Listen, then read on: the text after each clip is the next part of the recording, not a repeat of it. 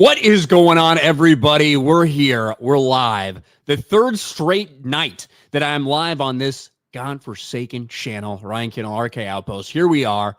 We're live for the Fuck My Life podcast. Episode 13. Lucky number 13, Vera. Isn't that exciting? My lucky number is 12, but it's close enough. You have a lucky number? It's the gayest shit I've ever heard. It's just the number I always choose.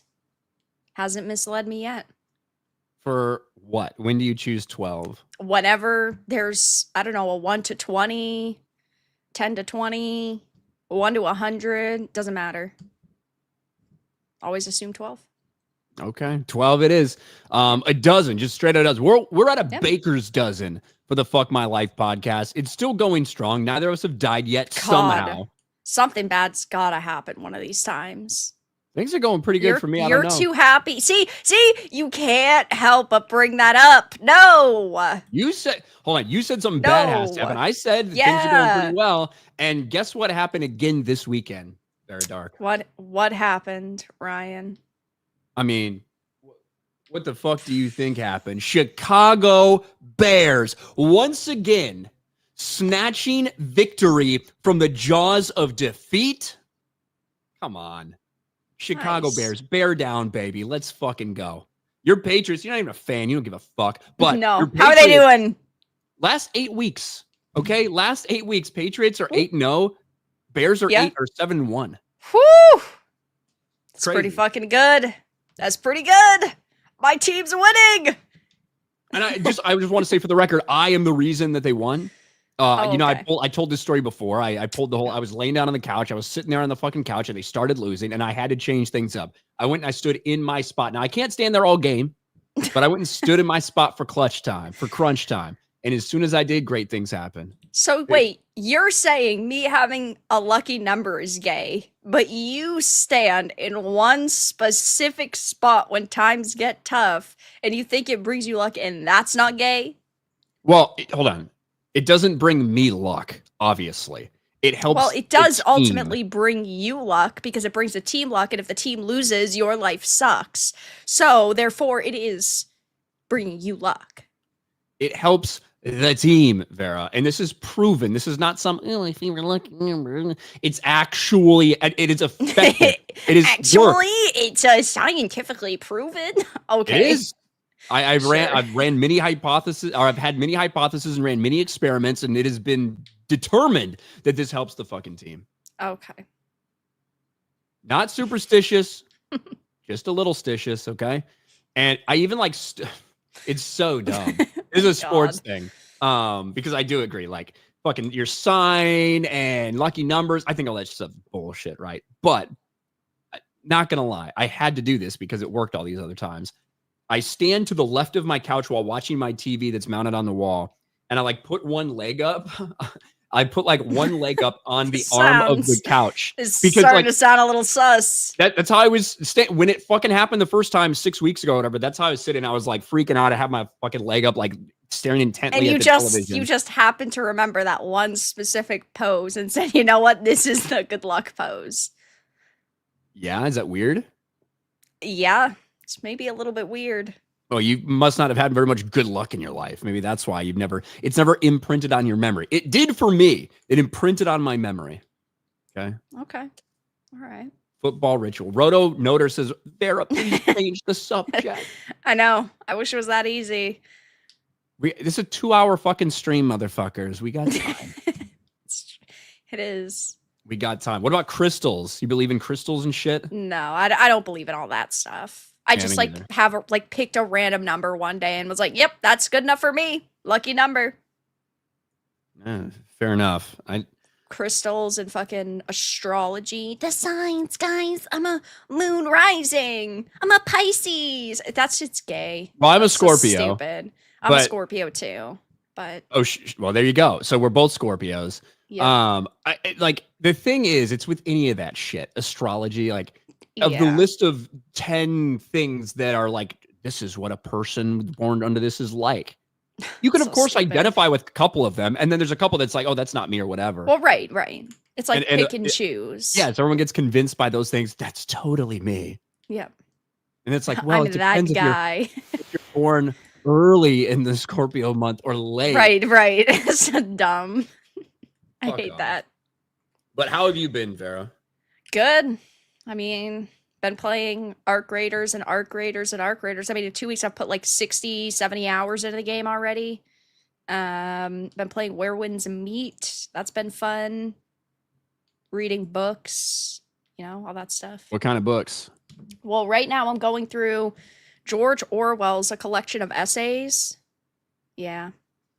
It's pretty good. It's pretty good. Some fancy shit right there. I specifically wanted it for politics in the English language, but it's like it was $8 just for the one, and then I was like, it's $12 for the rest. So I'm like, sure, why not? There you go. Yeah. So Wolfish says the only reason Ryan does FML at this point is because it's now part of his lucky routine. Maybe. Yeah, I mean, the first couple weeks were rough. They were bad for you.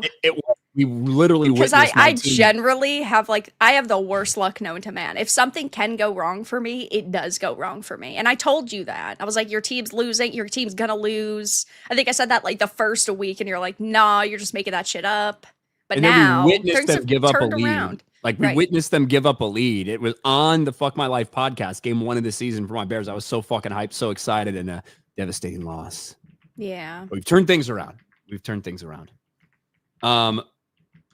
Kuhaku with a black square. At least that's what I see. I see a black square. So he supports Black Lives Matter. He becomes a channel member. Who's to say we don't love black people here on this channel? Thank you, Kuhaku. Vlad the Man. Hurrah. Robin Hood, 4 episodes in. Pretty good. I haven't watched it at all. It looked good. I heard some people said some woke shit popped up in it. I don't know. The previews for it look good. Anything with Sean Bean in it, anything with Sean Bean in it, I'm going to watch at some point. Yeah. You know what I mean? I'm just generally not somebody who watches weekly releases. I typically wait until half the episodes are out, then I'll watch the half, and then at the end, I'll watch the other half, or I'll just wait. I'm just not a weekly release person. I hate that little added suspense. I don't care. I like it when it's good. When it's good, I like it. Well, and I like the when it's an almost 10 out of 10, but how many series are like that nowadays? It doesn't have to be an almost 10 out of 10. It can be a 7, 7.5, 8. I like the weekly release. If I like something, I like the idea of, getting excited for it, talking to people about it, especially on stream, right? If we're reviewing stuff for FNT, when we were doing Mobland was fucking awesome. And it was really cool to talk about it a little bit and then get hyped for the next fucking release, next episode. We have. I'm a brain rotted Zoomer though. Yes, exactly. So that's the problem. It's if I like something, I need to be able to watch it all at once. Yeah, that is fucking Zoomer brained. Yeah, it is we don't have any fucking attention anywhere type of thing. So I get it. Well, no, I guess maybe because I'm a little special. I want to hyper focus. I want to hyper focus on this one thing. And then only watch it, only talk about it until the next thing comes along. We know you could say that we are a weekly release podcast. We are. That's true. But what do we do that's special on this podcast? Nothing. That's actually incredibly true. Yeah. What do we do on this that's whoa, oh my God, that's so special. Nobody else is doing that. We probably broke the record for saying retard the most amount of times. Yeah, I think that's fine. Yeah. We did have some. I wanted to read a couple. At least one. I saw a couple FML stories from last podcast. Zentarum says my tooth broke. My left eye isn't working. I got fired. You're welcome, Ryan. Fuck my life. Oof, it's bad. That's FML. That is rough. It is. We had a lot of FMLs last week involving still waiting 13 years for Grand Theft Auto 6. Fuck my life. Yeah. To be fair, are we really that excited for it anymore? I mean, we're going to play it, but I don't think anybody... I feel like a lot of people are just done with being excited for the next release date. Because... when is it even going to come out? Probably not in 2026. We're probably waiting until mid-2027. Would be crazy if it gets delayed again. But if it's not ready, it's the right thing to do. Yeah, I Don't put it out agree. broken. People have waited this long. If you've Yeah, waited but 12 like, years, you can wait 14 type of thing, like for Winds of yeah, Winter. I guess. Fuck my life. Did you see that AI bullshit for Winds of Winter or I Feast for did. Crows? Yeah, it's horrendous. So I didn't even have anything pulled up for it because I didn't think about talking about it, but there's a pretty big controversy in the Song of Ice and Fire community because a Feast for Crows illustrated edition, which was a lot of people were looking forward to that because when you don't get new books, that's one of the Clash things of you're Kings excited is for. best. Oh, Clash of Kings is the best, period. Yeah. Like the best book. But the when you don't have new releases and stuff, you get excited for these things. And one of them was a fully illustrated version, which people were really looking forward to. We love that shit. Get to get these viewpoint or get to get these views of all these iconic scenes and characters and shit like that. And the book comes out and the art looks like it's all fucking AI. It is AI. Like it You're looks not going like to it's convince me otherwise. Like there's literally characters where their fingers are weird, and I think there's an artwork of like Cersei. She's got like one leg. It looks wild. yeah. And you shot me this article here so we can at least mention it. What the fuck is going on? Here we go. Yeah, because the artist is denying using AI, which the lie detector has determined that that's a lie. There's so many reasons why this feels like AI, but it's worse than that. It's worse than it's just AI. Because if it was AI and it was all accurate, that would be one thing. But the problem is, it's like it was AI from someone who gave no fucks and didn't even know what the fuck the story is about, didn't know who these characters were, didn't know what this would look like to even prompt the AI to spit something else out. And Right. you're right, we should say allegedly, because allegedly the Game of Thrones artist is denying using generative AI following fan backlash. I mean, even just look at the background there. It looks like cobwebs. Doesn't even Yeah. look like the Iron Throne. Those aren't swords. That's the Iron Throne. It is. The Iron Throne. And here are, like, this is some of the examples here. We can actually pull this Oh up. my god, Lady Stoneheart breaks my heart. Yes. So to put in perspective, right? Song of if you are still right now actively like a Song of Ice and Fire person who's watching YouTube videos, who's watching theory videos, watching all this stuff, you are dedicated. You are a fan. You still fucking care. You may have even given up hope that Winds of Winter will never come out, but you clearly still fucking care. And so when you have so many fans that are that detail oriented and care so much, they're going to notice this stuff. And when you have on the left, Lady Stoneheart, this is actual fan art that was done. And then on the right, you have Lady Stoneheart from this book. Now, you can argue about the style for Lady Stoneheart. Does this make sense? Does her hair make sense? Like you can argue about all those things, but the crown is the thing that stands out the most to me. Yeah. This crown is Rob's crown. This crown looks exactly the way it is described. It's not supposed to be some like gold and jeweled and like all fancy fucking king's crown for Rob. Right, no, it's the Stark. North. He's the king of the North, right? So it is much lower level. It's just like kind of swords that are sticking out. It is what you would imagine a northern king to be wearing. Whereas in the book, we get this fucking gold and jewels and the parts that are coming out that do not line up with what the book is described as. It makes no fucking sense. Yeah, I've given up hope that we're going to get Winds of Winter, that really we're ever going to get anything significant from George R. R. Martin ever again, except for the fucking wild card books. I mean, he's pumping those out like they're crazy. But it's just so sad to see what once was such a beloved series turn into such a like a battleground, and for these people to be hired yet to show such blatant disrespect to the material, because we're talking about a Song of Ice and Fire here. I get that AI is, becoming sort of the norm in a lot of industries, but you would think that the people that are looking this over and who are okaying the art and who are actually supposed to be sort of the gatekeepers and protectors of these products would care a little bit more, and they don't. And that it's shit to see happening time and time again, and this time just to Yeah, Game of Thrones. Yeah, and it's all happening as George R. R. Martin is in some Right. cases because he's mad at them for finishing his fucking story. He's mad at people for using it to finish his fucking story that fat, massive pile of shit can't get done. He's gonna fucking die of COVID or whatever the fuck before he gets it done, right? Fascism, man. And It's serious. Because he desperately needs to put out some things to satisfy his publisher, this probably got fucking rushed out there. And do I think that George R. R. Martin sat there and told this guy, hey, just use AI, I'm totally cool with it? Probably fucking not. No, but he probably didn't care because he doesn't care about A Song of Ice and Fire anymore. He doesn't care about the fans. He doesn't care about respecting the material. He just views it as a cash cow now because that's the only way that he's making money. Nothing else sells. He hasn't made it in Hollywood besides his own work.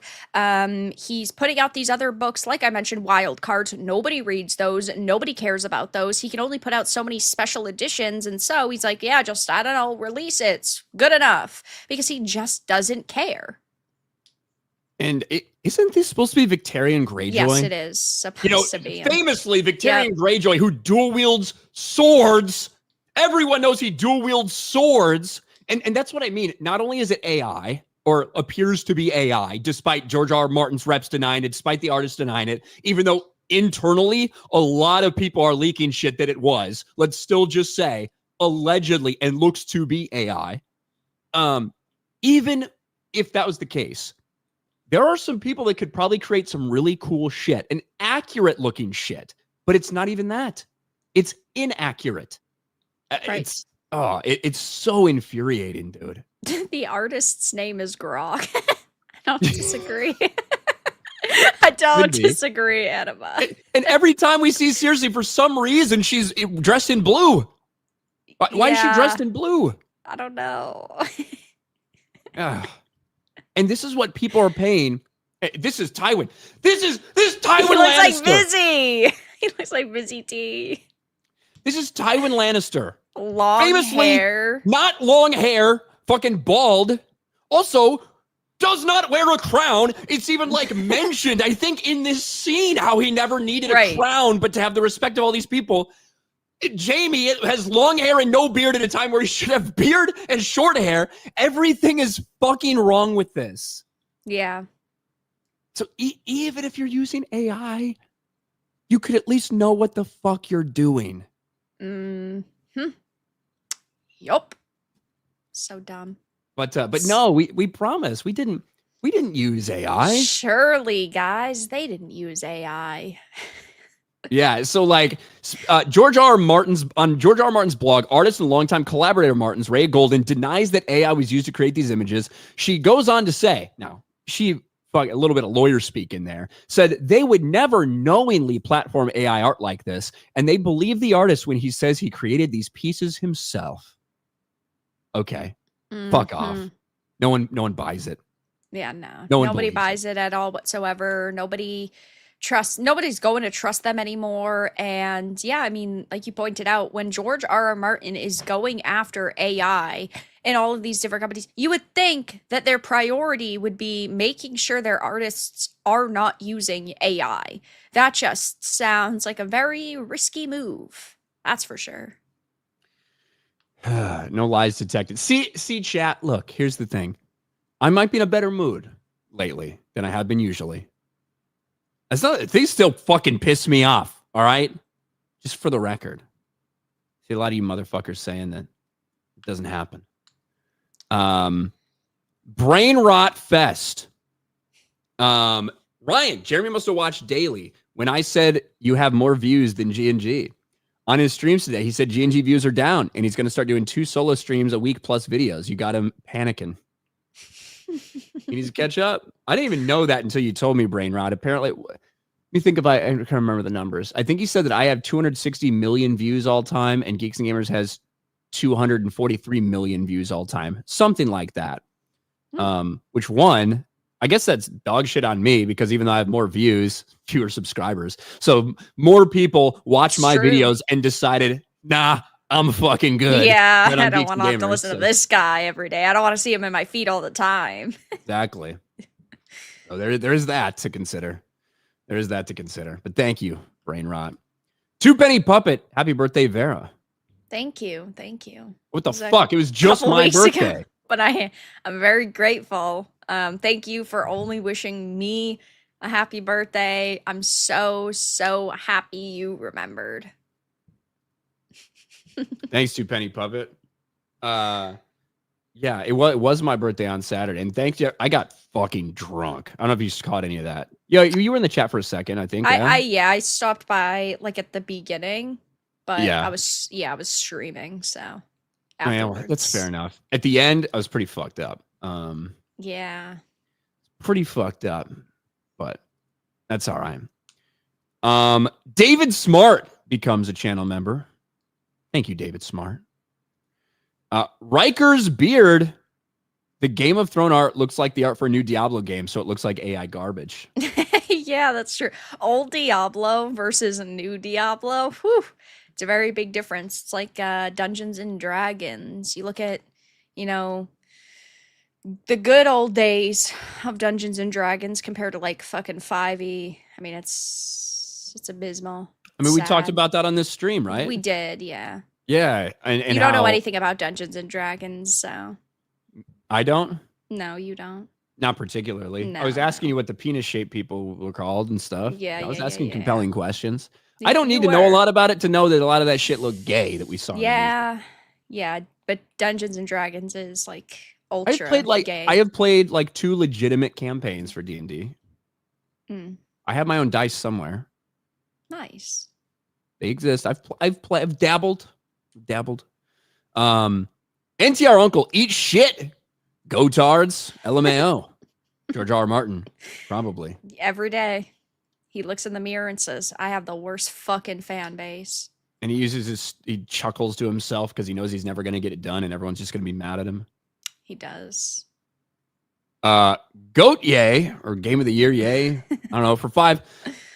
George R. R. Martin is definitely just somebody that I used to know. It's such a bad song! Anyway, continue. Hey, Baron Ryan, I love this podcast. Thank you. Glad you do. Thank you. You don't like somebody that you don't like? No. Well, okay. Somebody.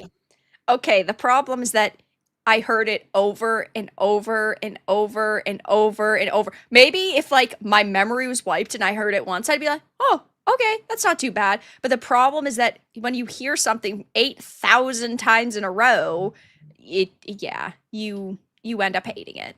It's like Mariah Carey's "All I Want for Christmas Is You." Yeah, like it's not a bad rendition of it. Like it's not bad. It's just the problem is like you hear it over and over and over and over. I worked at a J.C. Penney in like high school, and Christmas time. Oh my god! That's got to be hell. All I Want for Christmas, it was just playing. I mean, every 30 minutes it would probably play along with others. But the 2 ones that got ruined for me forever was Mariah Carey's "All I Want for Christmas Is You" and "Simply Having a Wonderful Christmas Time." Oh, those 2. Other ones were on that repeat, but I didn't get tired of those 2 specifically. Fuck my life when those came on. I hated it. That was an interesting job. I liked it in general, but also it would piss me off when a lot of the regular suspects would just fuck up an entire section and wouldn't put their shit away. A bit frustrating. Yeah. Josh Anderson, how do you guys feel about Night of the Seven Kingdoms? Excited. I feel really excited about it. And it's like, we've been hurt before. But just going based off what we're seeing between the casting, between what we've heard about the project, between the book that they're adapting and how easy it should be to adapt, and what we saw in the trailer where so much of it is just straight out of the short story itself from the Hedge Knight, I feel really good about it. I think it's going to be polarizing because I feel like people expect in Game of Thrones for there to be dragons and magic and all this. So because it's going to be more of like almost like a period piece in a way where there's not these like absolutely fantastical elements. I feel like there's going to be people who absolutely hate it and find it boring, and that's how you're going to know who's a normie slop bitch ass poser fucking normie Game of Thrones fan.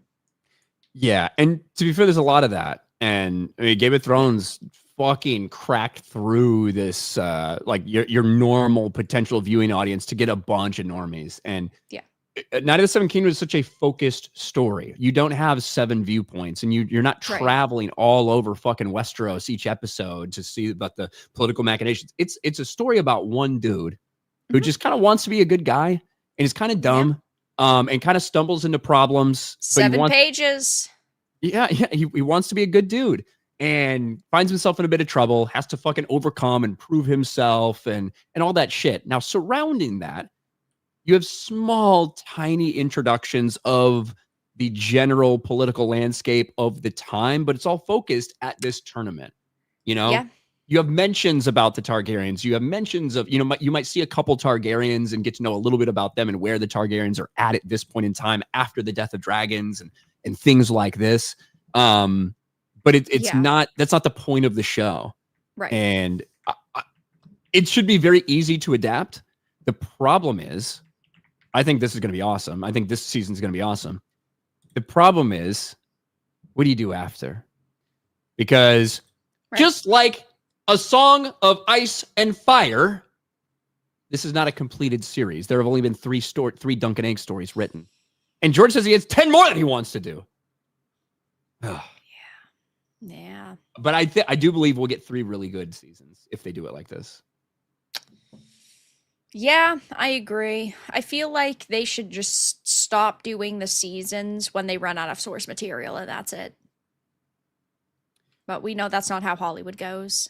Bro, what if George writes, what if George writes another Dunk and Egg story before he finishes? Well, wait. You're saying if George writes another, George's ghostwriter died like a fucking decade ago. He's not the one that wrote it. And this is why it's taken him so long, because he's sitting there flipping through the pages, learning his own fucking lore that he created.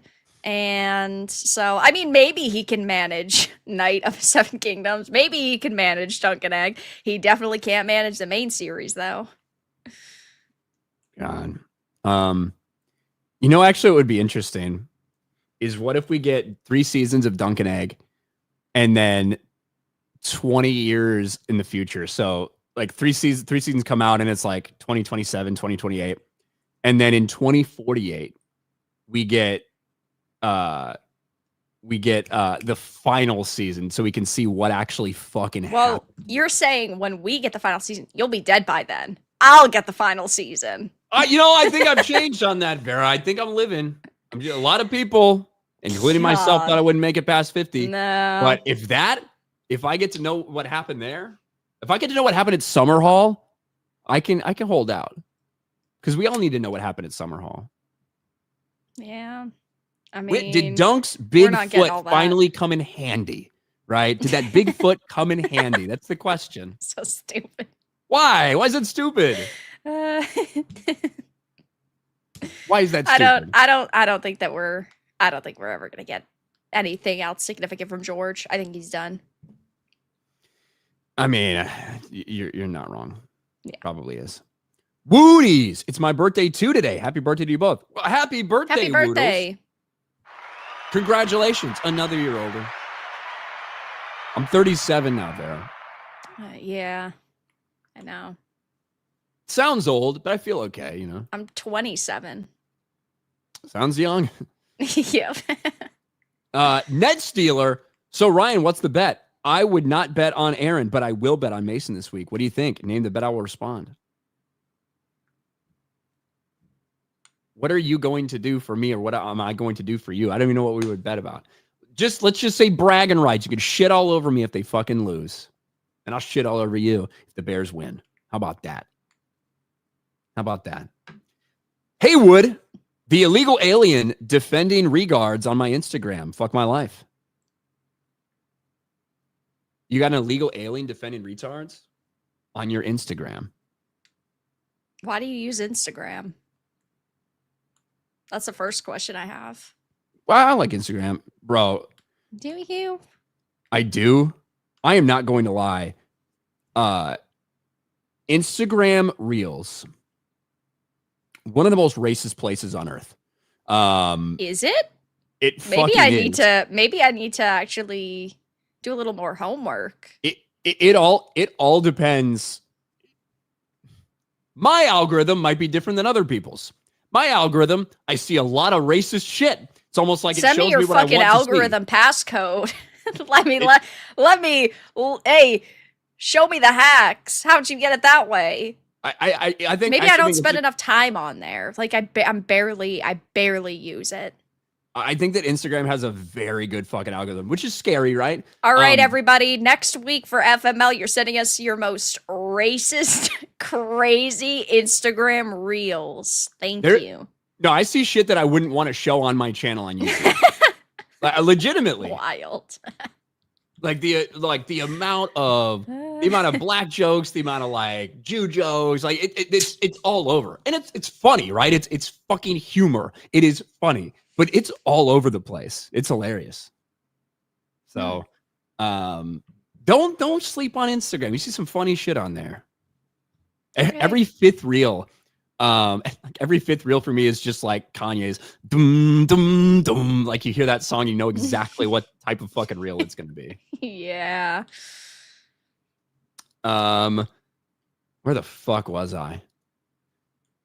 The Man in Black for $20. Belated birthday super chat, Ryan. Sorry I missed both your weekend streams, so here's some money for your Centrum Silver and Geritol, you old fart. Hi, Vera. Hello. Well, thanks, Man in Black. I don't even know what Geritol is. What is that? I don't know. I do Doesn't take sound some good though. I do take some multivitamins, not Centrum, but I do take some multivitamins. Heir of Man or Heir of Mar. Ryan, I love the new Harry Potter audiobook. Madame Pomfrey's voice made me laugh. One of the deepest voices in it. Still haven't listened to it. It's very good. Yeah. It's very now. I need to. Madame Pomfrey. The reason that is out there is because you know Sir Ryan from fucking Hogwarts Legacy. That actress voices Madame Pomfrey, and it is obvious once you know it. Yeah. I probably if I hadn't have known it, I probably would have just gone through it and not noticed. But once you know it, it's like it's kind of impossible not to. Yeah. But it is fantastic. Really fucking good. I need to finally get around to it. You see Tom Felton, Cursed Child? I did, yeah. I actually might have, hold on. I have that somewhere. I got so many damn tabs, I don't know what to do with them. I'm glad a couple of the Harry Potter stars still actually care about Harry Potter. Yeah, and this was, I have always enjoyed that Tom Felton, unlike some of the other Harry Potter actors and stuff like that, it's not just that he has stood by J.K. Rowling. It's not like just these things. It's the fact he that actually cares. He cares. Loves his character. He loves this world. He loves these stories. Like, he's not just another actor who is very clearly simply doing this for the money. And obviously, he is doing it in part because of the money, but that's not the only reason. He's not just taking the role because I see a way to make a quick buck. Like, he actually cares. And I know that there's a lot of like people online, like a lot of the SJW cucks that have said, "Oh my god, he just sees a way to make money and he's fooling you guys." But I don't think that's the case. They're like, he's doing everything he can to hold on to this role. Yeah, because this is his most known role and he likes Harry Potter. It's really not that serious. Yeah, and I appreciate that he cares about it because so many of these people, even if it changed their lives or whatever, they may have been huge fans of him, but they can just kind of get tired of it. He's not. And when Tom Felton announced that he was going to be reprising his role of Draco Malfoy on stage for Harry Potter and the Cursed Child, separate story. Harry Potter and the Cursed Child is a fucking abomination. It is not canon. I refuse to accept it. It's horseshit, dog shit, whatever. I have heard that it is a fantastic production. I've seen a lot of clips of the production itself, and it seems pretty good. I've heard, like, in terms of like to go to and see a play, it's fantastic in terms of the effects, the music, everything. Yeah. But the story is fucking retarded. And if you care about Harry Potter, you'll probably hate it. But one of the only things that might get me to go fucking watch something like that would be Tom Felton in the role. I'd have to go to Broadway for it, but, you know, probably not going to happen. I want to see if I can find. I swear to I know God. they have it in Boston. So it's not just in New York. Well, Tom Felton, I think, is only going to be in New York, though, Oh, yeah? gotcha, yeah. I wouldn't want to go to see not Tom Felton. I don't know. I mean, still getting the gist of it. It is coming to it is coming to Orlando. And I would, possibly consider it and stuff like that. Well, let's keep it a buck. I bet all of the showings and all of them with him in it are already sold out. And they're probably pretty fucking expensive. I think this got Yeah. deactivated. There was a link to it right here and it got deactivated. Somebody fucking copyrighted it. Well, I do at least have this one. Hold on. I do have this one that we can show. Incarcerus! Scared, Potter?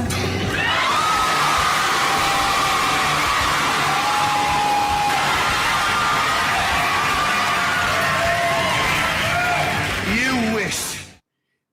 And there's a better one out there. The first appearance he makes, that the crowd goes nuts for like 40 fucking seconds, and he just has to stand there, which is cool. And then Tom Felton is playing Draco until May 10th. So if you want to do it, you gotta do it soon. So I got to get to New York by then. You gotta. Here's the end, and you can tell what this means to him right here.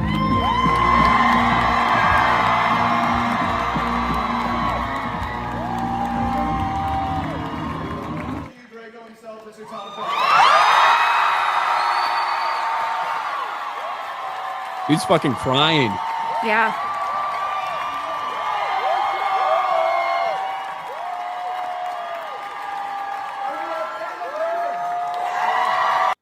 So I think it's really cool for somebody who, over and over and over again has defended J.K. Rowling at every opportunity. Not saying that I agree completely with their viewpoints, but just simply saying, hey, look, I don't pay attention to that controversy, but this is somebody who's brought a lot of love and a lot of awesome things into people across a bunch of different generations. She created this world. She's responsible for that. I'm incredibly grateful. I've not seen anything bring the world together more than Potter. The exact right answer that all these stupid, ungrateful cocksuckers should be giving. Absolutely. So shout out to Tom Felton. Yeah. He was in a season of The Flash. He was, yeah. I actually liked his role in The Flash. I did too. I like The Flash for the most part. Like, of course, every Arrowverse show by the end got insane, but most of them started off really good. Then they killed him. Most of them start off pretty good, yeah. Somebody said Ryan goes to New York and gets killed by a Muslim. If I end up in New York, there's a good chance if somebody kills me, it might be someone of Arab descent. You're not wrong. You're not wrong. There's a high likelihood that could possibly happen. GG. Where was I? Jinzo, Pats Bears Super Bowl. May era is here. That would be insane. The Bears are not making the Super Bowl this year. There's way too many holes on their team. They have been scratching these wins out, and it's been awesome to see. And I'm so excited. That would be the best case scenario for FML, though. That would, because there would have to be one loser. There'd have to be one winner. Public humiliation. That would be phenomenal, though. It would be pretty good for FML. You're not wrong. But the Bears aren't making it there. This team is not good enough to do that. This team has been scraping out these wins, but there's a lot of holes. With that being said, super fucking excited for the future because it's just going to get better. But yeah, 100%. Yeah, you know all yep, of this. Yeah, 100%. Yeah. Yep. I don't have any fucking commentary. I mean, yeah, Drake is a fucking amazing quarterback, and he's definitely taken them to the Super Bowl. But if your team's going to the Super Bowl, I don't know. It's not my team. It's not my problem. My team's going. That's all that matters. I mean, Patriots do have like the easiest schedule in the NFL, but they're beating who they're playing. They have had some big wins. We'll see if they can sustain it. I like Drake May though a lot. Ever fucking since, I've seen, of course, this shot's gone kind of viral on social media with him saying we're only just getting started. They haven't lost a game. It's pretty good. That's true. That is better than losing one game. Yeah. NTR Uncle South Pole jeans was a no-go at JCPenney. South Pole.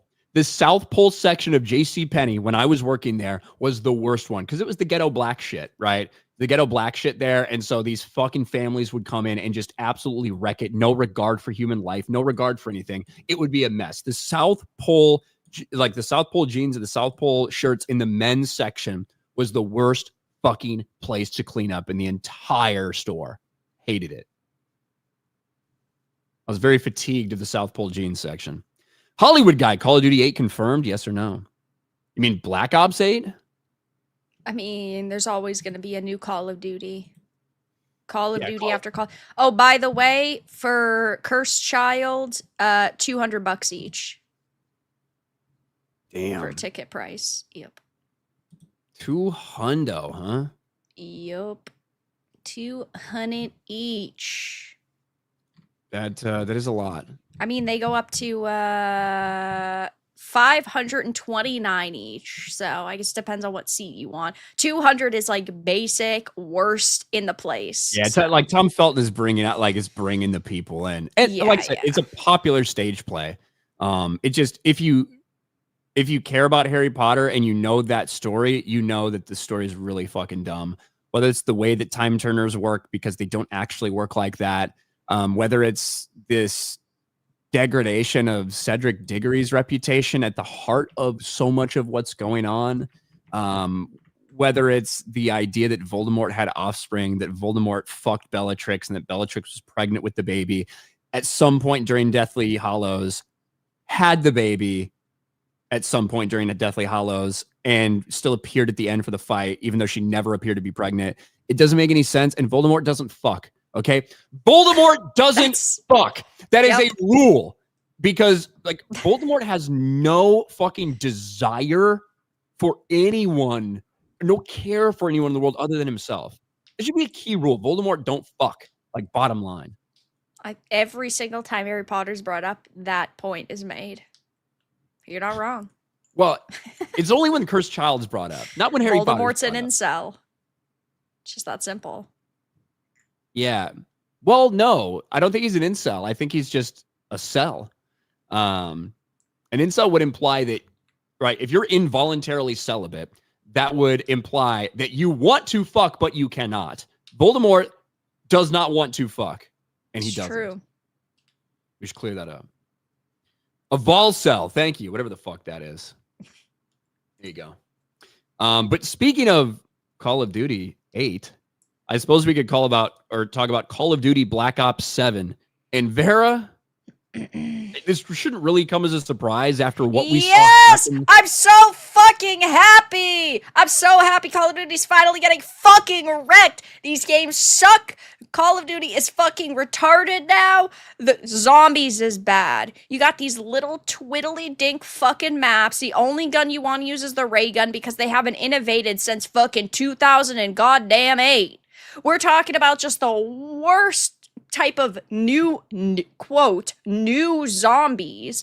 The multiplayer maps are all either tiny and like smaller than fucking Nuketown because they're desperate to get another Zoomer brain rotted map on the board so they can finally retire Nuketown. Or you have these absolutely behemoth maps that nobody fights except for every 30 seconds there's one little fight. That's it. There's no in between. And then the campaigns where you're fighting in this one, a giant version of fucking Your Face. I would fucking copyright sue if I was you. Me? Yeah, you. I have seen that go around a little bit. Like, it's and so stupid. And look, people have been bitching about Call of Duty for years. I don't think we've ever actually seen mass player backlash like this, however, for Call of Duty Black Ops 7. And it's just the Metacritic score, but still series low Metacritic user rating. It's not at a 5. It's not at a 4. It's not at a 3. It's not even at a fucking 2. It's at a 1. Oh, it went down since earlier. I did my video. It was 1.8. It is at a 1.7 right now. And for a lot of different reasons, one of the things that people are running with is the AI, the idea that there seems to be a lot of AI generated shit. Most people don't care about AI generated player cards and emblems. That isn't the major issue here. The major Agreed. issue here is that the gameplay is bad, the new guns are bad, the maps, half the maps are just like rehashes. Of course, Call of Duty hasn't innovated in years and years and years. Like they're not and the campaign, it's like it's like only 5 hours long. You can't pause. You can't, there's no checkpoint. So if you, I don't know, your internet connection is lost because it's an always online game. So if your internet connection is lost, you have to go back, restart the entire mission. Like these are simple features that they're now ripping away from you. That sucks. Yeah, that's what I was going to say. Like all the headlines right now about Call of Duty getting destroyed on Metacritic, a lot of them are pointing to this. Black Ops 7 plays backlash from players over AI generated content. And although that is out there, that's not the reason for this. Like that is not the reason. It's because of the game itself. It's because of the gameplay and because of this gameplay in a Black Ops game specifically. I actually think that is so funny, and it brings up a point of how out of touch these journalists actually are, because that is what they believe the backlash is over. They think that is the primary reason why the majority of players are either not buying Call of Duty or refunding Call of Duty or are talking shit about it and why the scores are so low. They can't actually sit here and admit that it plays bad because, first of all, they don't actually play video games. And second of all, they're so out of touch with players. That's all they think it's over. That's it's another reason why we can't trust journos. And they do go over one thing, like they mention some of the other things in passing, right? Call of Duty Black Ops has launched a strong critical reception, but markedly colder response from players. Players have expressed frustrations with several aspects of the game, including what many describe as a lackluster multiplayer-only campaign, shortcomings in matchmaking, and a range of technical issues. The game's been unfavorably compared with Arc Raiders, with users suggested it falls short in quality and innovation. However, much of the conversation is centered in the game's use of artificial intelligence. And they're just mad at AI because they're going to get replaced by it soon. Yeah, I mean, who's this from? I don't even have a fuck. Oh, Emma Job. That sounds like an AI name. It really does. Emma Job. Emma's not going to have a job soon. Oh, but I don't know which thing that is. Let me guess.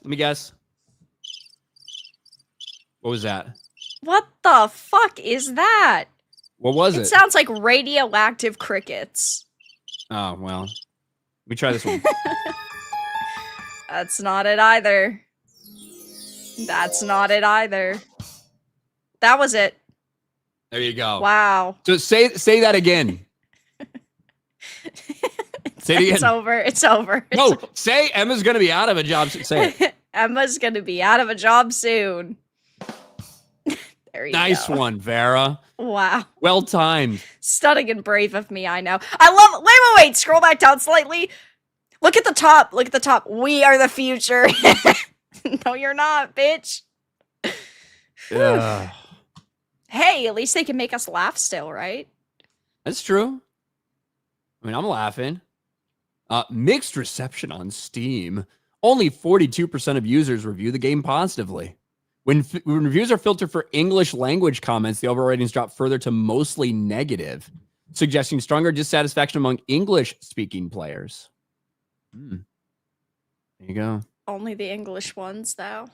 Yeah, but this is bad. I mean, again, people have been bitching about it for forever. Well, okay, but I've never seen this level of disinterest and this level of dissatisfaction. My question would be: is the primary markets that Call of Duty sells in is in America, Canada, and like it's gotta be in China, right? Like, there's gotta be a ton of people in China playing it, yeah?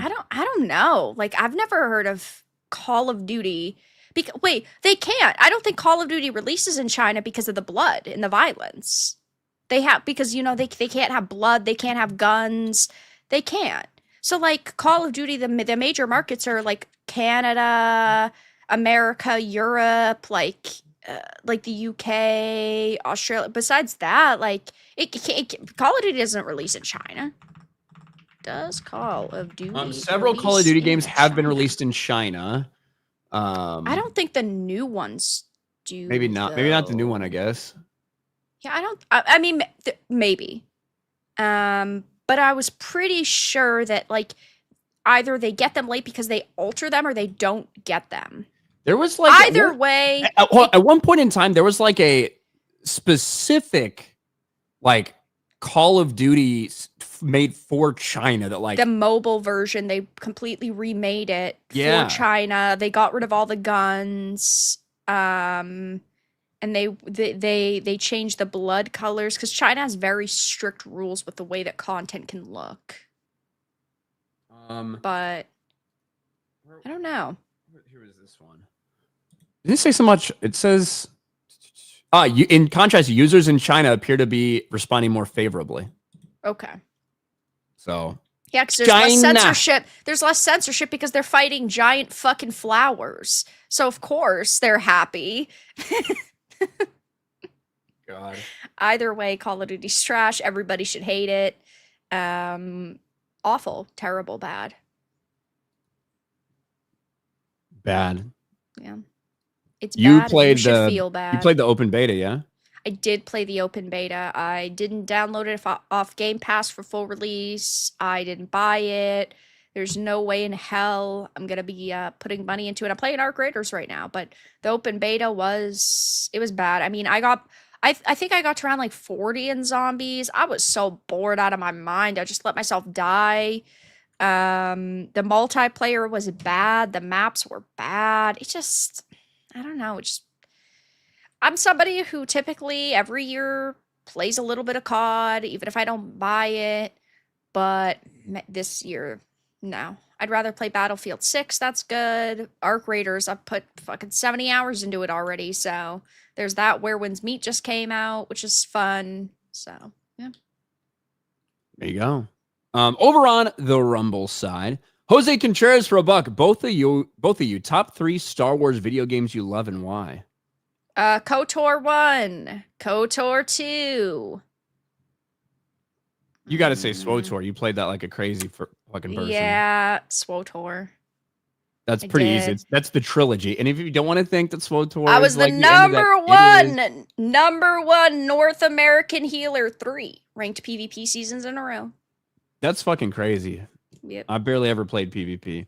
I mean, I love all of those games. I'll mention different games. I know you wouldn't want to copy me. Yeah, I wouldn't want to copy know my you. answers are correct. Those are fucking great. Force Unleashed. Jedi Knight. No, not Force Unleashed. I like Force Unleashed a lot.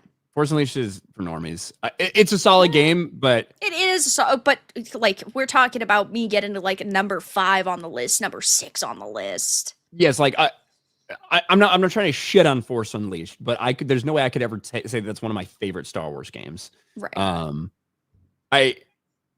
When I have something like Jedi Knight 2, Jedi Outcast with Kyle Katarn and the lightsaber combat in that, if you like that and if you enjoy that, it's very tough to go to Force Unleashed where you're using a lightsaber basically as just a fucking baseball bat. And it's different than like say in like KOTOR or SWOTOR because of the turn-based systems and shit. Like being able, like the lightsaber combat that was developed for Jedi Knight, Jedi Outcast, all the different movesets you could have, how impactful it was when you hit something with a lightsaber or get hit with a lightsaber. Like it matters. And I love that lightsaber combat. And I like the story and I like Kyle Katarn and stuff like that. So I'd put that one up there. Fallen Order Survivor. Do you play those? I ain't doing Disney shit. I can't put any Disney stuff in my top. I thought those were solid games. Fallen Order was good. Yeah, I thought those were solid games. I wasn't the biggest fan of Survivor. I literally looked at that fucking character Bode and I was like, this guy's gonna stab me in the back. And he did. And so after looking at this guy for 10 seconds and saying the twist, stupid. Some other ones. Okay, so the flight simulators from like the mid to late 90s. X-Wing, TIE Fighter, X-Wing vs. TIE, and X-Wing Alliance.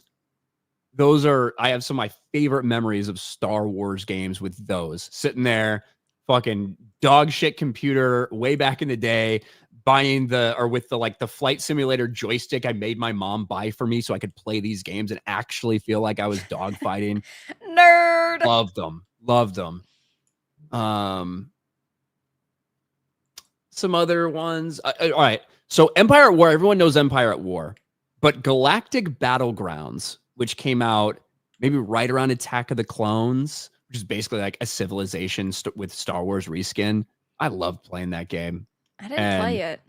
I mean, I've seen a lot of it, but young. I've never. That was awesome. That was awesome. I mean, there's other great, like Jango Fett Bounty Hunter game, severely underrated. Yeah. I loved that when it came out. When I got my GameCube, I got that game and like fucking Super Smash Brothers or something, whatever it came with. And I played the fuck out of Bounty Hunter.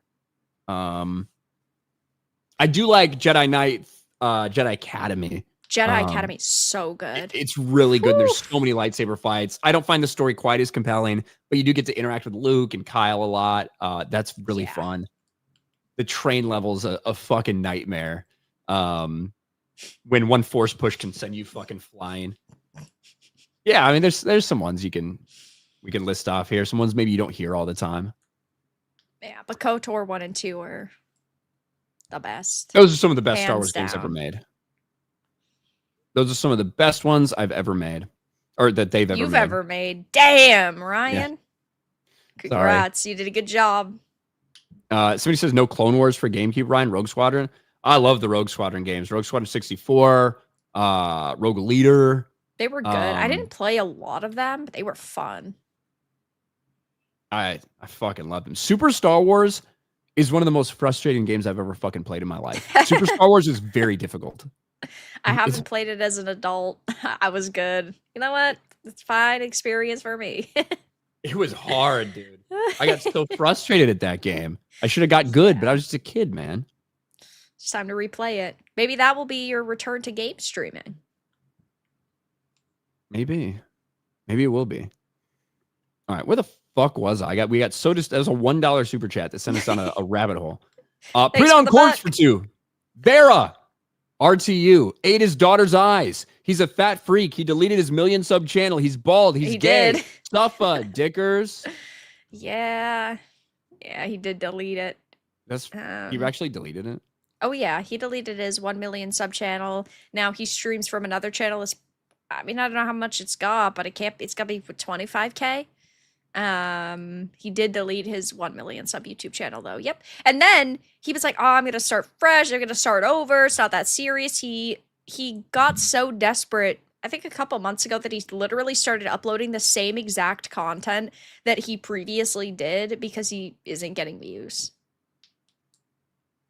Tough luck. Gotta keep Mental grinding. illness is serious. I mean, Rox D. Zebek for $5 over on Streamlabs says, "Fuck my life.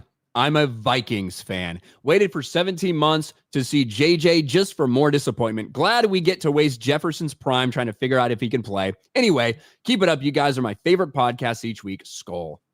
Well, I'm sorry that, that's the way it went for you guys this week. I mean, I'm happy that my Bears won, but rough game, a lot of drops, a lot of inconsistencies, a lot of drops on both sides of the ball, but 9 wasn't ready to go. If you're a sports fan, Rox, go check out Sports Wars. We do a stream every Monday that I just got done with called Monday Evening Quarterback, where we go over some of those games. It's probably why half the chat is sports related, to be fair.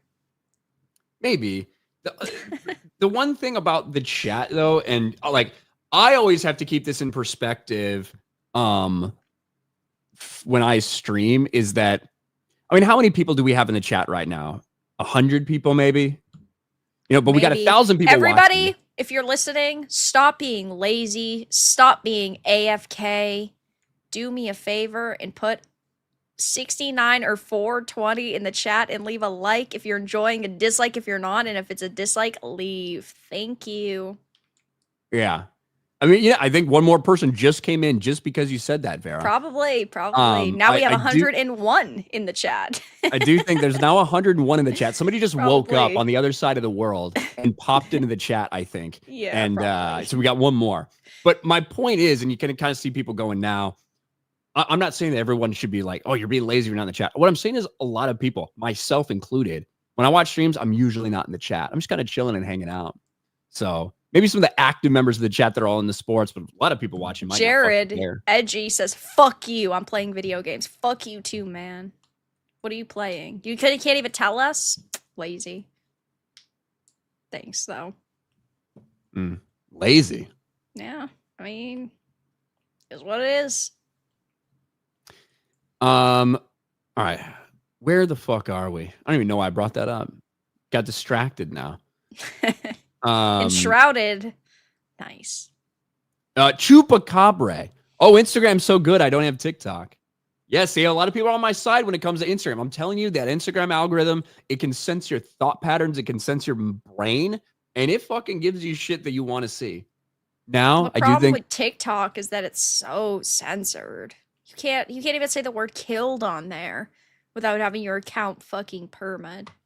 Maybe, I don't know. I've never had to say kill, but they're like unalived. Someone got unalived. Like, some people self-censor. Even on YouTube, you see people self-censor or say self-deleted and shit. They can't say it on TikTok though. That's TikTok's crazy. Awful about it. Netstew and me sending a $200 super chat against that helmet. What helmet? The Boba Fett one? That one? I don't feel like parting ways. I don't feel like risking that and parting ways with something that's so cool, especially something somebody gave me, Net Stealer. So, as keen as I would be to take up a $200 super chat bet, that's okay. It's all right, Net Stealer. New bragging rights. Tommy Kabari for 5. My Insta algorithm is so racist. I get reels that literally only say, there is no picture punchline. You are seeing this because you are racist. Hey, Zeus. Hi, Ryan. Hi, Vera. How about them Cowboys? 24-6, almost halftime, and whiskey is tasting good. Watching FML on my phone and the game on the big screen. Nice. Thanks for multitasking, Jesus. Yeah. Thank you. And yeah, Cowboys. I told you Cowboys are going to win. Renzer, I can tell Ryan wants Fair to give him a chance with a heart. Oh, you must be a mind reader, Renzer. Guess so. Although my forehead's so big, it would be easier to read my mind if somebody were a telepath. Hollywood guy, probably. what do you guys think of Gambit's look in Marvel Rivals? He doesn't look like Gambit to me. I haven't even seen it. Have you? I don't know. I think that all of the designs in Marvel Rivals look good for it being Marvel Rivals. For it being like in a bubble, I think that it looks good. But yeah, I don't know. In general, it's like not my favorite design. Yeah. Where did I get to? Here. Nick Hammerschmidt, Theory Sabers is a massive Black Friday deal. If you guys each picked a saber to get, which are you choosing? I don't know everything that's on, Theory's site or anything, so I couldn't tell you, but maybe like a Darth Bane saber or something like that would be pretty fucking sick.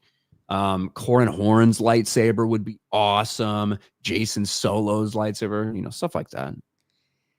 I mean, some of my favorite games are KOTOR. I mean, Knights of the Old Republic is like one of my favorite games in general, so I think the answers are pretty self-explanatory there. I thought KOTOR 1 and 2 had the best lore. Yeah. You certainly got a lot, and they worked very hard to build out the lore for that, and obviously so much of that got used and continue to be utilized in Star Wars: The Old Republic, that is one of the reasons that I love SWTOR so much. I certainly don't think it's perfect, and but not all the storylines hit hard, and I get how these people could be tired of maybe the gameplay, but in terms of all the fucking lore in that game, it is massive, and every character's voice acted. Which yes, is crazy when you look at the amount of characters there are. There's a lot of big name voice actors in it. They've put out 5 major expansions, which is pretty damn good. Like it's still a solid game.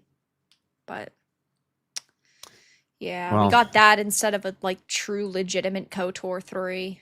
And I don't think we're ever getting KOTOR remake. I'm so pissed that they shut down the fucking fan project that was like 90% done just because they wanted to announce their KOTOR remake, and now they're never gonna. Yeah, now they're never gonna put it out. So dumb. Rikers Beard, shout out to the Empire. Happy birthday to you both. Thank you, Rikers. Shadows is good. It's not one of my like all-time favorites, right? I like Shadows though a lot. Yeah. Carl Anderson for $10. I played the shit out of Galactic Battlegrounds. I'm so mad they never made a follow-up of that game. It had such great potential, in my opinion. Ryan, if you ever want to do a game, I'm totally down. If I want to do a game, like play a game or make a game. I don't think I'm a very creative person, Vera. I'm pretty creative, but I wasn't talking about you. Yeah. I said me. I don't think I was saying. And I'm comparing. Yeah, well, I was saying you should fucking either say you're not very fucking creative. There you you literally go. said week 2, I'll come up with the design for merch. Then 2 weeks later, I gave ideas. You're like, I've been busy, but next week, man, I'm gonna come up with the design. Motherfucker, we're on week 13. You fucking do it then, bitch. Miss Creative. No, it's too late now. I started, and you're like, no, don't worry, I'll do it. No, now it's up to you, motherfucker. All right. Thank you. I did say that. You did say that multiple times. I did say it multiple times. Multiple times. Such a lazy pile of shit. For real. SCDB, Republic Commandos, windshield wiper helm is tough. Republic Commandos, great. AI shirt design coming soon. Yeah, he's probably going to use AI. Heir of Mar, Ryan kind of looks like Sam Darnold. I've heard that before, actually, that I resemble Sam Darnold. I bet I could have only thrown 3 interceptions on Sunday, though. Net Stealer, it's cool. Vera, thanks for the COD crap op rant. No problem. Frank the Tank, with 5 gifted memberships. Shout out, Frank. We got a $5 super chat from a Lone Wolf. Vera, are you still taking marriage proposals? If so, I dedicate the following Vogon poetry. Uh-oh. It's Erded Jurtles grumbling into a rancid, festering, confectious organ squealer. Wow. Stunning. Thank you for that. What do you think about that? It's great. Wonderful. Phenomenal. Okay. There you go. Very, very compelling. Very compelling. You know what else is compelling? What? The, What else is compelling? the next topic, which is Zelda. Are you looking forward to the live action Zelda? I don't think it needs to be made, but I'm going to watch it, and I'm mildly excited for it. I mean, do you think that a live action or an animated Super Mario Brothers movie needed to be made? No, but I feel like animated is much easier to land, whereas when it's live action, it could literally just look like the fucking Witcher. Yeah. So, yeah. Here's the thing that's surprising to me. In the aftermath of the Super Mario Brothers movie, which was a massive success, and everyone assumed was going to launch this Nintendo cinematic universe, I fully expected to get a Zelda game or a Zelda movie. I thought it'd be animated, and I thought it would work its way into this, and we'd have some things, 5 years down the road, you have Super Smash Brothers movie with all these characters coming together. Yeah. And I think that could have been cool. But then to just fucking make the announcement, by the way, we've got a live action Zelda movie that's in production, was crazy. I think for me, my major issue is that it's based on Breath of the Wild and Tears of the Kingdom, because those are the games they're making money off of right now. And I don't think that they're terrible games. Don't get me wrong. They're definitely not my favorite Zelda games. And I just feel like, there's better Zelda to put on screen. There's more vibrant and unique Zelda to put on screen. And so it's like, I like Tears of the Kingdom, I like Breath of the Wild. Don't hate me, but man, Majora's, Ocarina, Skyward Sword, Twilight Princess, my favorite, all unique fantasy aesthetics, and Breath of the Wild Tears of the Kingdom's just, I don't know, probably gonna be solo effort. I don't know. I want it to be good. Regardless, I hope that it comes out. I hope it's amazing. I think the casting is great. Yeah, I mean, they're not black or trans. I mean, what the fuck? I can't believe they're 12 and 13. They look, I don't know, 16, 17. I don't know. I just don't look at them and see 12-year-olds. You look a little old. I think it's Yeah. okay though. But I'm not saying they look bad. They look extremely good. They're very good castings. And Miyamoto put this out, and I think he put it out because the leaks had come out. We saw. Oh yeah, they were like, "Oh shit, set. we needed damage control. Here we go." Well, I don't think it was damage control. It's more just because I don't think people are seeing the leaks. I think they moved the schedule up for these pictures. I think they were gonna wait until closer to Christmas, but then they were like, "Well, we kind of don't want the leaks to be what the major piece of news and like images people are circulating, so we're just gonna release these." Yeah, that's kind of what I think. Like, I don't think there weren't too many people that were like, "This looks awful" when it came to the leaks. A lot of people were mostly like, "Oh wow, she looks so good. They're using the green. Like he looks like." Well, Link. it still is ruining their plans ultimately. So, which is why I say it's damage control, because they have been striking down all those leaked images and videos. So, like, they want people to be sharing legitimate ones. Yes, I don't know if I would call it damage control because I don't think there was too much damage, but I do think it was like, hey, if people have had a view of this anyway, let's make sure we give them the there best were people possible. Literally saying Miyamoto's literally gonna fucking assassinate whoever leaked this video. Yeah. It's so fucking funny. It's true, they'll sue everybody. They'll strike down everything. But there are some people that are not happy. And you're right. I do think that they both look good. Yeah, they look great. There's not too much else to go off other than, hey, they look good. Some people are not happy. Of course. Some people are not happy because you know who this should have been? Should have been a trans woman. Wow, a 30-year-old tranny. Yes, it should have been Hunter Schafer. Right, exactly. I would have preferred Hunter Schafer just the same. They were afraid of success. What? They were afraid of success. Yeah. What does that even fucking mean? Hunter Schafer deserved this role. Where's Hunter Schafer? Should have been Hunter Schafer. L for not cast Hunter Schafer. That is not Hunter Schafer. Should have been Hunter Schafer for sure. We still haven't gotten over the fact that Hunter Schafer wasn't chosen. We wanted Hunter Schafer. Should have been Hunter Schafer. Hunter Schafer deserved the Zelda lead, mind you. I love how it has to be this super cultivated, as heavy makeup as you could possibly fucking imagine. Well, yeah, because as soon as they start talking, it's fee, fi, fo, fum. Exactly. Come here, Link. Yeah. Like, hey, Link, why don't you touch my dick? Like that's yeah, exactly. Yes, 100%. Like, yeah, I guess in a bubble, sure, you can cultivate someone's public image, but as soon as they start talking and moving, it's over. You know what? You know what the best role for Hunter Schafer is?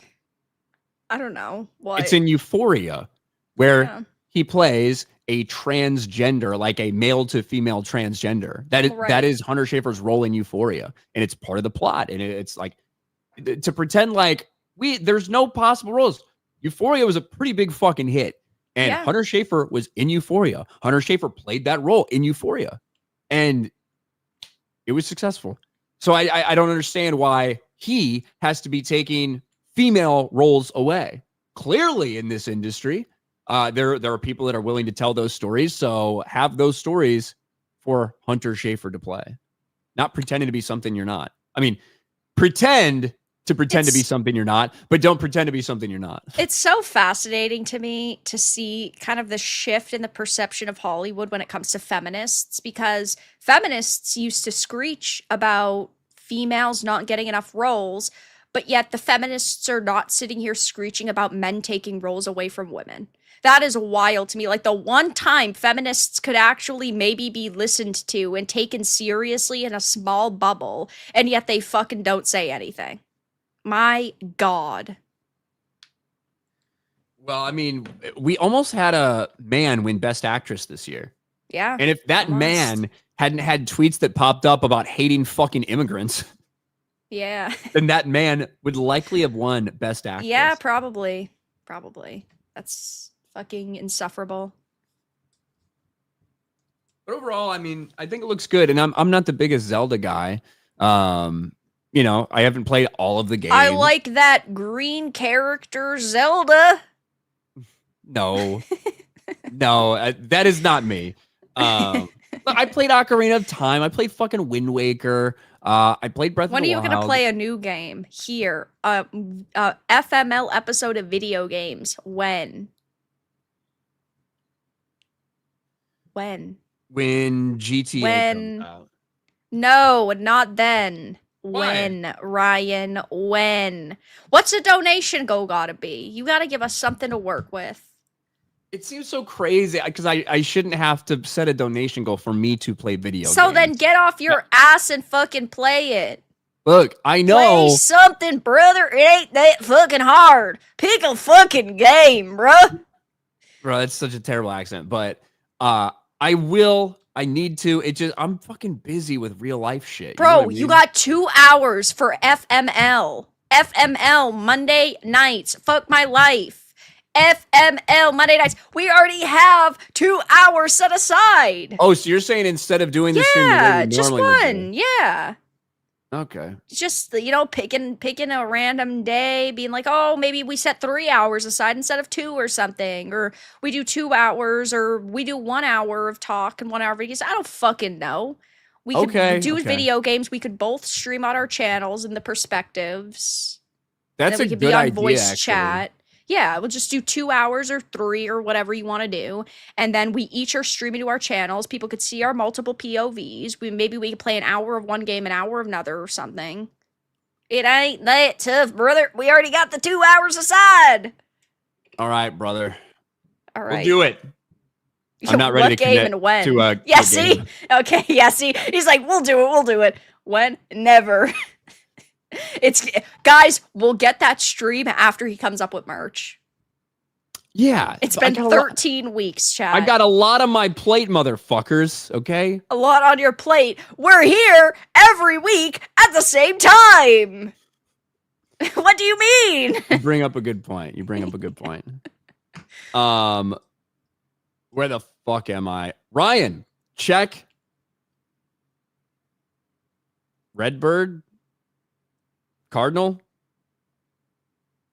Twitter, it's where the meme started. Eyes. Do you understand that reference? Parrot?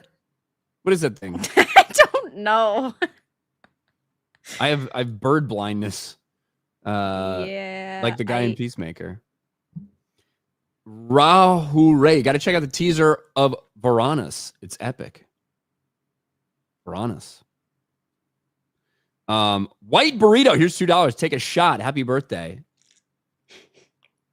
You were worth more. I wish you were worth more. What does that mean? Either way, I don't know. I can take a shot of water for $2. I can take a shot of water for $2. White burrito. Wow. Stunning. What? Robert Hayes for 5. Hey, Ryan, I saw this awesome video today on Vietnam PBR and modern day Navy SWIC. Those guys are some hardcore mofos. Yeah, Navy SWIC is fucking hardcore as shit. No doubt. Renzer, Reinder and G&G. Angry. Reinder and FML. I love you, Vera. Is that what... Ryan, are you acting weird around here? Because you've been too happy. You need to, I don't know, tell us when you're gonna die from this fucking cancer that's in your brain, or we need to figure out something else that's gonna upset you. Yeah, Renzo, you may be misreading a little bit. It is the morning, like for your G&G daily, And so you're like, oh, fuck, I have to get up. I have to talk about this stupid shit again. By the end of the True. day, you know, you're kind of an alcoholic, so you got a few drinks into you. Maybe, you know, you watched a good show, you ate something good. Yeah, I always watch good shows. I'm known for that. But honestly, Renzer, I've been pretty happy during G&G Daily the past couple you've just weeks. been happy. I mean, even the other day, Gary was on X and he's like, you're not the same anymore, Ryan. It's because I said I enjoyed Running Man. Yeah. I liked Running Man. He said, you're happy now. Your opinion's invalid. Yeah. You know. River Miles, Ryan Gaming Tax, something by SBI. Jesus, so many good games to choose from. So many. Jesus Davila with a gifted membership. Thanks, Jesus. Super for $10. Super T beat Zelda back in 1986 and beat it at 8 years old with a few tips from Nintendo Power. I was a way better gamer back then. God, you can't keep getting away with this. You know, that is one clip I actually have. You can't keep getting away with it.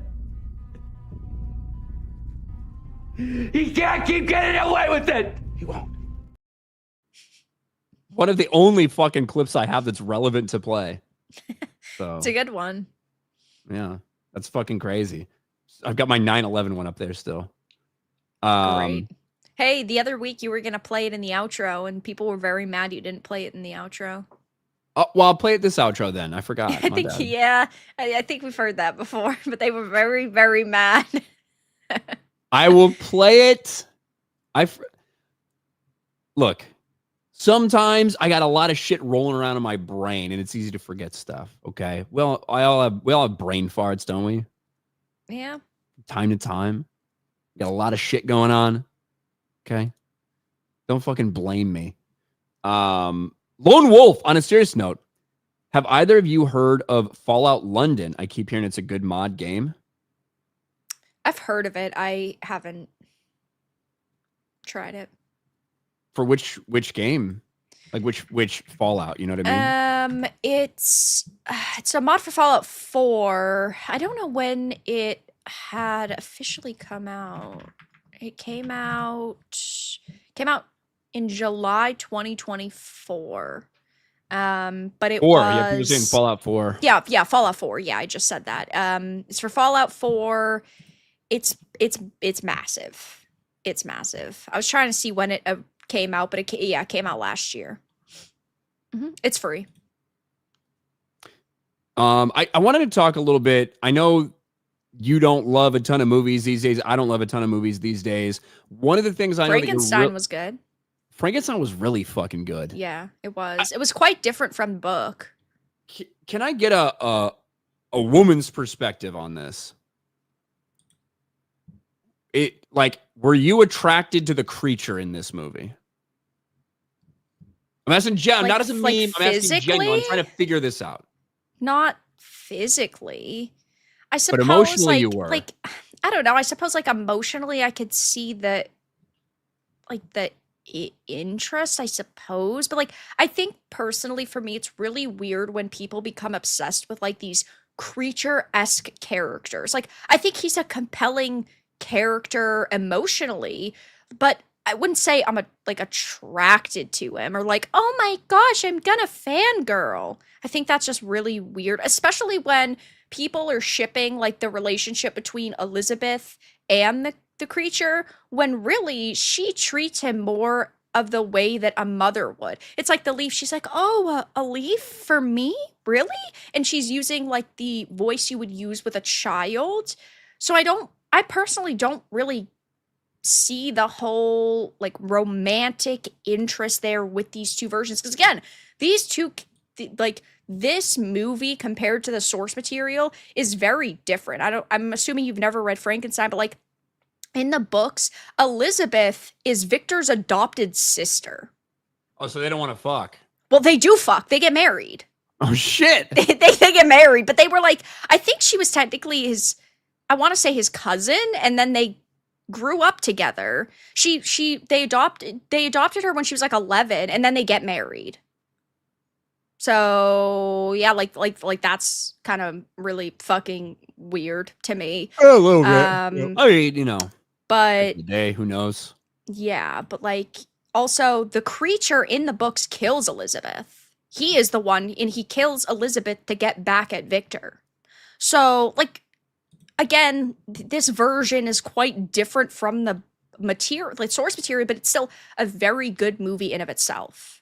But yeah, I don't get the whole like romantic interest. He's a compelling character, sure, but like, I just don't see the fascination with like creature characters.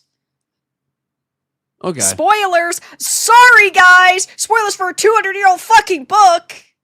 Yeah. I genuinely, I think the movie's really fucking good. It I is. think It's very good. Yeah. it's really good. It is from every aspect, like from The movie's sets, phenomenal. yeah, Oh, the from costumes sets are to the so costumes, to the amazing. music, to the way The that it's shot, to performances. the acting is Yeah. phenomenal. Mhm. Highly recommend everybody giving it a shot and watching it. Yeah. It's because it's, even if you don't love the story or whatever, I think you can at least appreciate the movie. Artistry. Yeah. It's very good. I thought it was very good. 100%. It was well worth my time. Yeah. I barely bought the book. Spoilers. Shut up.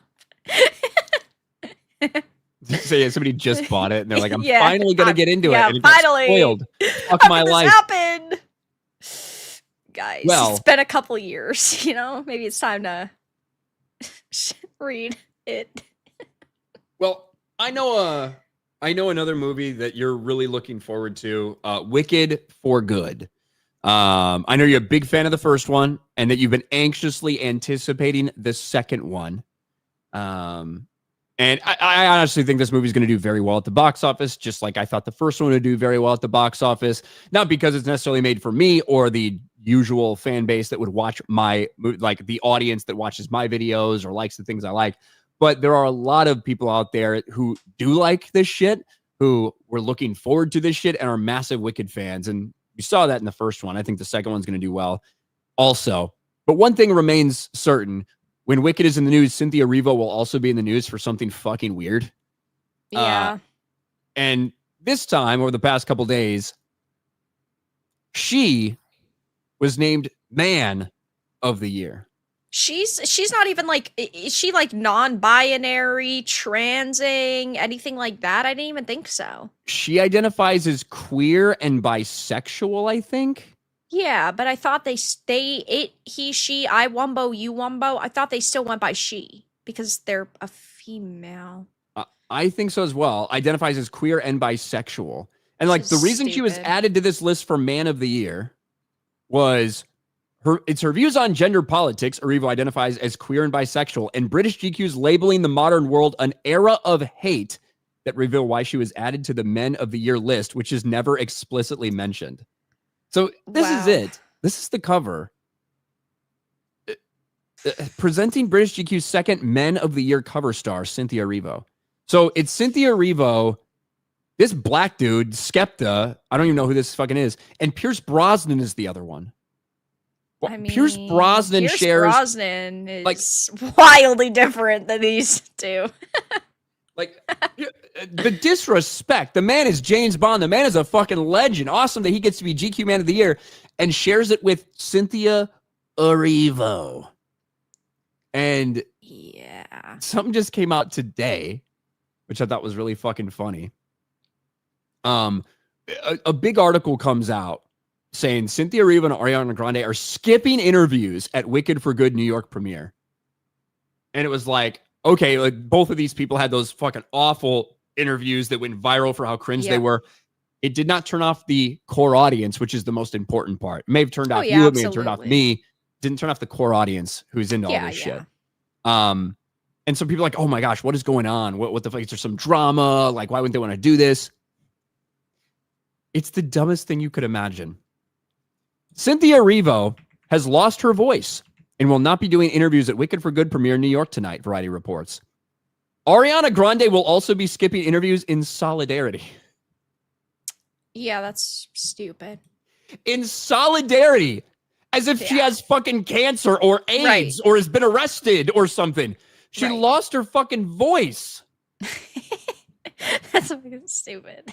And the images they share are so funny here. They're always like all over each other. I mean, Ariana Grande looks like a 12-year-old who has to make a wish. Fucking Cynthia Erivo over here looks like, I think somebody said it in a donation. Yeah, TJ said looks like she came out of a Matrix porn parody. Like these people are wild. I will say this. Both of them are extremely fucking talented and give great performances in the movie. Oh, yeah, I don't agree there. You don't? No, I don't agree there. Did you watch the movie? Yeah, I did. You didn't think they gave great performances? I think I think okay. Ariana Grande, like whether she's licking donuts and fucking hating America or whatever, okay when it comes to her talent level and her singing ability, she's incredibly good. And I think Cynthia, the best I could say is okay. Ariana is a little bit different. I felt like she did pretty good in this role. I don't know. Cynthia Erivo, though, I felt like she had no chemistry or connection with anybody in the movie. Yeah, I mean, it's kind of part of it, I guess. Some fucking outsider. She should have more with Ariana, though. Yeah. Well, that's the thing. Also, what's his name? Fucking Jonathan Bailey, the love interest. Like she's supposed to have a little bit more chemistry with him. Like, you know what's gonna happen with him? I mean, what? He's gay in real life, so he's not gay in this, but he might end up without a brain. He looks gay. He might end up without a brain. Just spoilers for anybody that doesn't know about Wicked shit, which you shouldn't know. Ryan knows so much because he's just such a big fan. I am not. Ryan loves Wicked. I hate the idea of Wicked. I hate the premise of it because Wicked effectively is a fan fiction, right? Yeah. It's kind of one of the first hugely successful fucking fan fictions. Back in 93, is that when Wicked was written? And it is a complete like bastardization and subversion and inversion of a like, hey, what if we take this story that we didn't create, right? This fucking story. And what if we pretend that the villain was actually sympathetic? What if we pretend the villain was just this happened because society did these things and they lied about her and they gaslit her? And what if the Wizard of Oz is actually an evil rapist piece of shit, right? Like that's the premise for the story, which I don't like. I think it's stupid. I think it's destructive. The musical, when it was adapted, isn't as heavy as the book is. Right. And the movie is much more reflective of the musical because it has a massive following. I like the musical way more than I like the movie. But anyway, I wanted to talk about this because, yes, they're fucking weird. They're all over each other. Yeah. And a lot of people thought it was just for play or for whatever. I got to tell you, I think Cynthia Erivo actually fucking cares about Ariana Grande. Did you see this? Oh, yes. Yeah. So this happened at the... Look at fucking Jeff Goldblum. My God. This happened at I love him. He's fucking hilarious. We're all into this shit. Yeah. This happened at the red carpet, or should I say yellow brick road premiere. And this fucking piece of shit who does this to a bunch of different celebrities jumps the barriers and runs up to have a viral moment with Ariana Grande. And Cynthia Erivo is the first on the scene. All these men that are here, all these security guards, all these people, Cynthia Erivo is the first on the scene.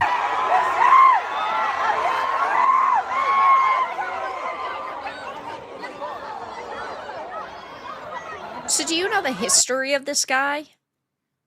I know that this dude has done this to a bunch of different people. Yeah, he has. And I personally, I don't know. This movie was always going to be big. I just have a sneaking suspicion that this is staged. That was staged? Yeah, I really do. Like, how many more people are talking about this movie now that this happened? I don't think this movie needs that, to be honest with you. I don't think it needs it, but I don't think it hurts it. I don't think it hurts it or helps it, to be honest with you. One of the interesting things about Wicked Part 2 is that the first Wicked had about $150 million marketing budget. Massive. It was fucking everywhere. It was almost annoying. It was so everywhere.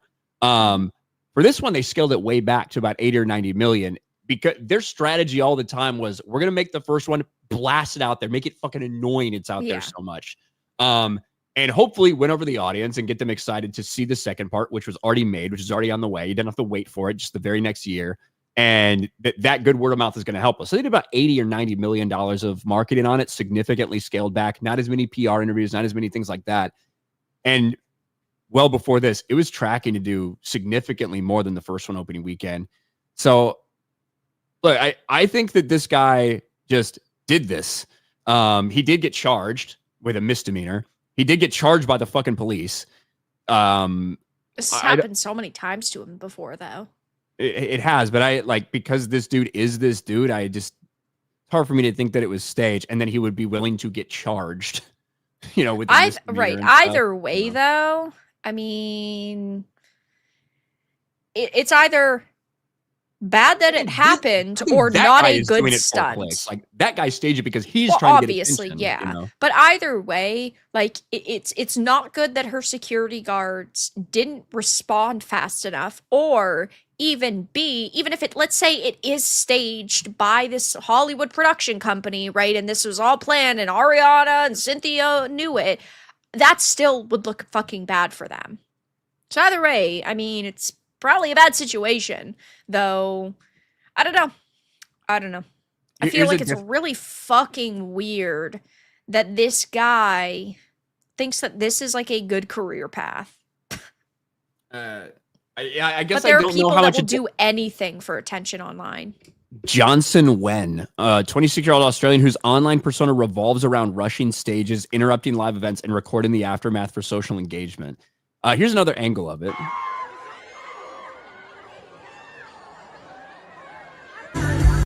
And that was some fucking, again, that was man of the year masculine energy from Cynthia Erivo. Yeah. She fucking goes after him. It makes sense if it wasn't staged, and we'll just assume that it wasn't, because it probably wasn't.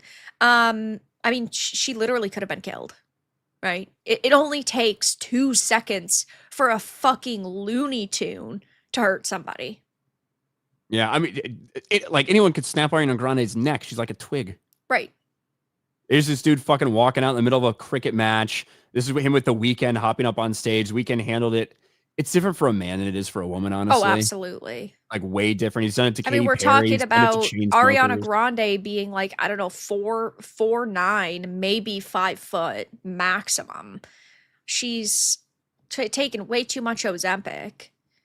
So it's quite different. Either way, it wouldn't be good. Either way, it's dangerous as fuck, and it's not all right. But maybe that's why she won. That's a jump scare right there.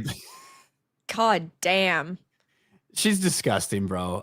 She really fucking is disgusting. After you've taken too much fucking cold medicine, this is the creature that comes after you. Oh, what if you're just slamming NyQuil? Yeah. Fucking sleep paralysis or whatever. Yeah, the sleep paralysis demon. God damn. The sleep paralysis demon. That's wild. Either way, though, GQ magazine is owned by fucking Condé Nast or whatever it's called. They own Vogue, Vanity Fair, so they're all virtue signalers. They're all these publications are. They're all owned by the same company. Where the fuck was I? Rensselaer. Vera called Ryan brother. Haha, he's friend zoned. Brother. You got it, Rensselaer. TJ. Looks like she came out of a Matrix porn parody. Yeah. A bad Matrix porn parody. Not even a good Matrix porn parody. Yeah. I guess with all that leather, that's kind of true. I wanted to find, I know we have it here somewhere. Yes. We do have it. We have an FML update. Oh. Not on me or you, but we have an FML update when it comes to a story that we went over. A story that we went over about a DoorDash driver. About a DoorDash driver. Let me pull this thing up. So we went over this a couple weeks ago, where this female DoorDash driver was going viral after she was fired from DoorDash after claiming she was sexually assaulted while delivering food to a customer who was passed out with his pants down and the door wide open. So a lot was going around about this. She made a bunch of videos taking pictures of this dude with his dick out and saying that she had been assaulted by this guy, when she is the one who reportedly may have pushed the door open a little bit to see inside while delivering the food. And this was some of her reactions. That's fucked up. Hey guys, so DoorDash just deactivated me 2 days after I reported my sexual assault. Hey guys, I just My favorite part about the video is that she clearly forgot to edit the first try out. She did. And left it in. Like, let's listen to this again. Hey guys, so DoorDash just deactivated me 2 days after I reported my sexual assault. Hey guys, I just lost my job, and they won't tell me why. They're supposed to send an email immediately after deactivation providing you the reason why and a link to appeal, and they didn't. So I contacted support, and they made me sit on the phone with them for 50 minutes just to tell me that they can't tell me the reason why, and I have to just go ahead and appeal without knowing why. So my chances of getting my account back, they have my money in that account. I was working! I was literally working! And they deactivated me! This is related. They just punished me for posting about my sexual assault while door dashing. They just fired me! And the police are doing nothing! I lost my job! And that was my only way to make money to pay my bills! 3 days ago, October. Well, the update is the police are doing something. The police did do something, but probably not what she wanted. DoorDash delivery girl has been arrested on 2 felony charges after recording a man passed out with his pants down in his home and posting it on TikTok. She's being charged with unlawful surveillance and dissemination of surveillance images. Yeah, maybe she shouldn't have fucking doxed him, shared the videos online, made a big fuss about it on social media so that her post went viral. I mean, this is pure justice. This is amazing. I love seeing this happen because she acted unhinged. She thought she could get away with making completely false claims. And this is why we can't believe all women, because some women are just fucking liars. And like, she wasn't fired for being sexually assaulted. No, right? She was because she fired wasn't because, sexually assaulted. Yes, she wasn't sexually assaulted. This was all her, blah, blah, blah, all this stuff. But she was fired because, as any fucking employee of any fucking company, right?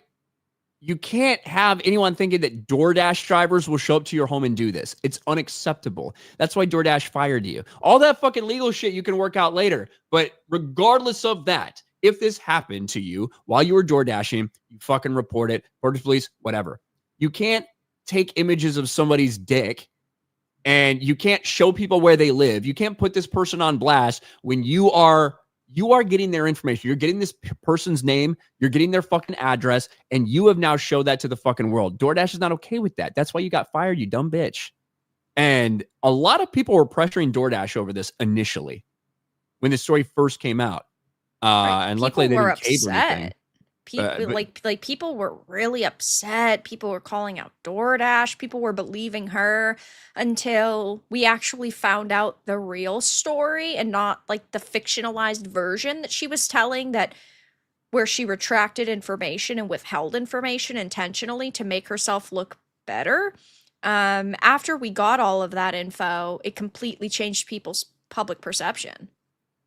Noon says she wishes she was sexually assaulted. She probably does. It might be the only action that she's got in a while, to be honest with you.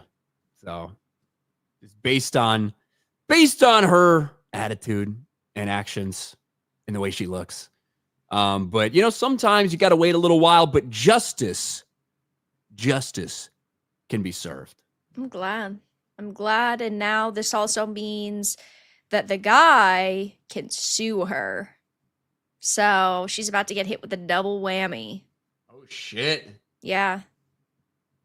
I mean, she's cooked. I mean, what's she gonna get sued for? DoorDash still has her money.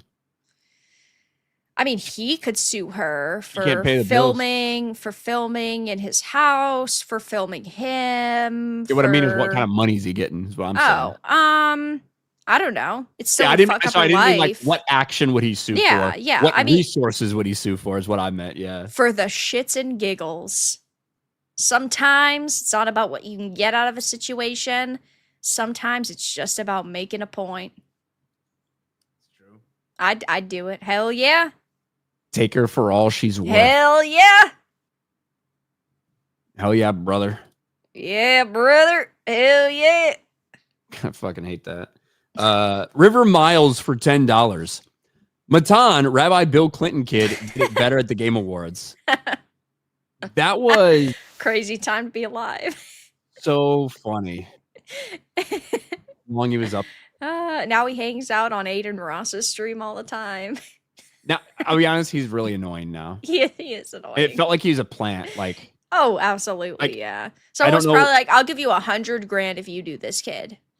well, I don't look. I don't know who he's a plant by, and I don't know like the purposes. But because he started showing up at so many huge fucking events, Yeah. it's like, how the fuck are you here? Like, how did you get next to this? Like, so little of it made sense.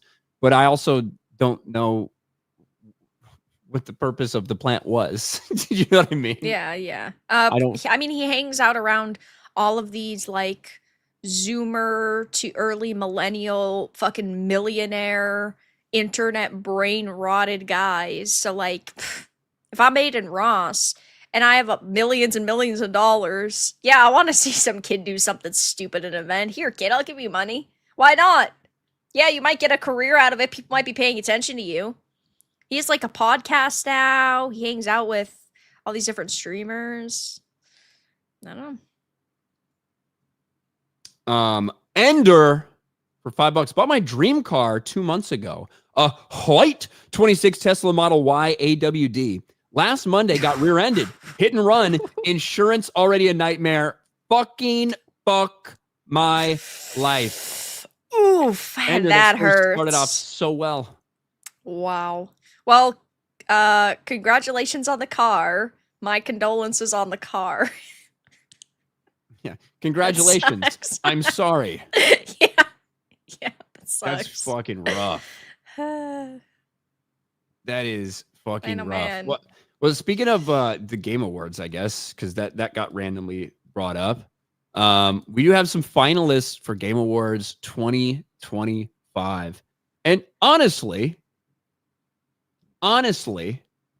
I was a little bit surprised because when you look at some of the lists, especially for like the one that people care the most about, Game of the fucking Year, sometimes we see these lists and it's like, really? Are we really talking about that? Honestly, of all these, when it comes to the Game Awards, not bad. Hades 2, Donkey Kong Bonanza, Hollow Knight Silksong, Claire Obscure Expedition 33, which obviously so many people are invested in, Kingdom Come Deliverance 2, Death Stranding 2, which I know you don't like.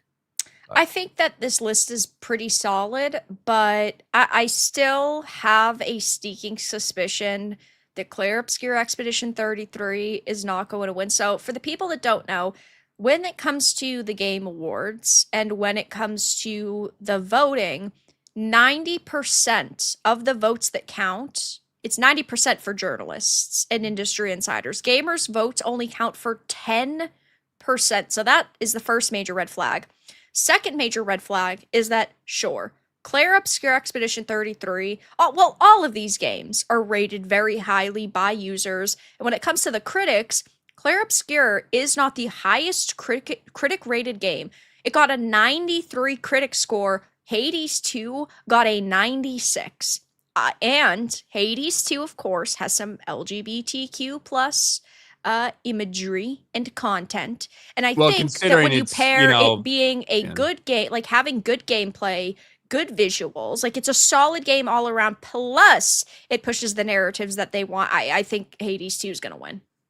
Well, I think gay shit is demonic, so it kind of makes sense. I think that they're going to give Claire Obscure like 90% of the side categories because it's got the most nominations Got like in 13 game nominations or something, 12. right? It got 12, 12 yeah. nominations, most in Game Awards history for a single game or a single year, I suppose. But I think Claire Obscure is going to get most of the small categories, and Hades 2 is going to get Game of the Year.